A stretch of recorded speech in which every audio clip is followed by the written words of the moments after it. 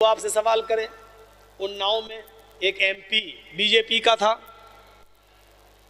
नाम भी ले लेता हूं, कोई बहुत बड़ा ऐसी हस्ती थोड़ी है कि उसका नाम लेने से पहले हमें वजू बनाना पड़ेगा। साक्षी महाराज, बीजेपी वाले बेकार इसको बर्दाश्त कर रहे हैं बेचारे। इसको तो रांची या बरेली के पागल खाने में इसका दिमाग का इलाज कराएं। ये उन्नाव से एमपी बना है, मेंबर ऑफ पार्लियामेंट, और उन्नाव हमारे इटावा से बहुत करीब है। उन्नाव में भाषण देता है, कहता मीट मीट गोश्त गोश्त सब बराबर हैं।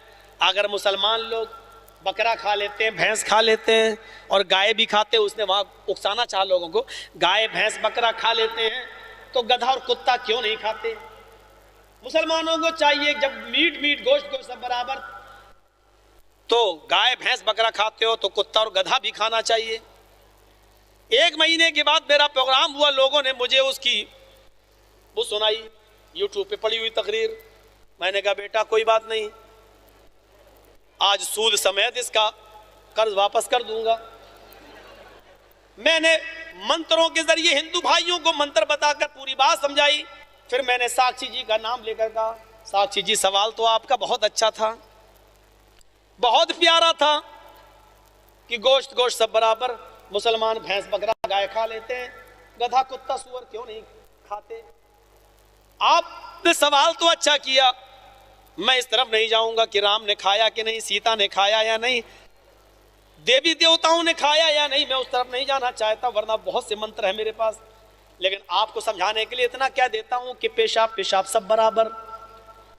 और मैंने कहा वहां मूत मूत, वो लोग कहते हैं ना गौमूत्र, तो मैंने कहा मूत मूत सब बराबर, पेशाब पेशाब सब बराबर। आप गाय का मूत पी लेते हो तो गधे कुत्ते सुअर का क्यों नहीं पीते? मैंने कहा साक्षी जी, साक्षी महाराज जी, आप गधे कुत्ते का पेशाब पीना पहले शुरू कर दो, बाद में हम सोचेंगे कि गधा कुत्ता खाना चाहिए या नहीं, पहले आप पीना शुरू कर दो। बीजेपी वाले गुस्से में आए, दूसरे दिन मुकदमा दर्ज करने पहुंच गए। ऐसो कहने लगा भाग, इतने बड़े मौलाना पर मुकदमा दर्ज नहीं करूंगा। एसएसपी के पास पहुंच गए उन्नाव में। एसएसपी बोला देखो फितने का दरवाजा तुम ही लोग खोलते हो, मैं कैसे केस दर्ज करूं इसके ऊपर? अगर इनके ऊपर केस दर्ज करूंगा तो साक्षी के ऊपर भी करना पड़ेगा। मौलाना साहब ने तो उसका जवाब दिया। साक्षी जी अगर ना उकसाते तो ये जवाब ना देते, और आप कह रहे हैं कि इनके ऊपर, कह रहा मेरी हुकूमत, योगी मोदी सब बैठे हैं और फिर भी यूपी में, बताओ कोई हमको ऐसा कह जाएगा? हैं? एसएसपी बड़ा ईमानदार था, उसने कहा देखो मैंने पूरी तकरीर सुनी मौलाना जर्जीस की, और मैंने साक्षी की भी सुनी। हम गए थे, लॉ एंड ऑर्डर का मामला था, इसलिए हमें खुद जाना पड़ा। जर्जीस साहब ने ये कहा है कि जैसे तुमने ही कहा गोश्त गोश्त सब बराबर, मीट मीट सब बराबर, ऐसे उन्होंने कहा पेशाब पेशाब सब बराबर। ये कहा है अगर ये खा सकते हैं तो ये क्यों नहीं खाते? तो उन्होंने कहा कि इसका पेशाब पी सकते हो तो उसका क्यों नहीं पीते? इसमें तो कोई बुराई नहीं है, मुकदमे दर्ज होंगे तो दोनों पे होंगे, और दफा लगेगी तो दोनों पर एक ही लगेगी, और नहीं तो भाई हम तो न्यूट्रल आदमी, हमें भी तो ऊपर मुंह दिखाना है। उसने कहा हमें भी तो आवागमन होता है, हमारा भी तो पुनर्जन्म होगा, हमें भी तो कहीं कुत्ता बिल्ली सुअर ना बना दिया जाए, हम भी तो अच्छे कर्म करना चाहते हैं, एक पर जुल्म करें और दूसरे पर नहीं, ऐसा नहीं हो सकता। भागो यहाँ से, हट, सबको भगा दिया। अल्लाह का करम हुआ कि वहां मुकदमा दर्ज नहीं हुआ, वो बच गया मेरा, नहीं तो अभी 55 हो गए होते, बच गया, वो नहीं हो पाया।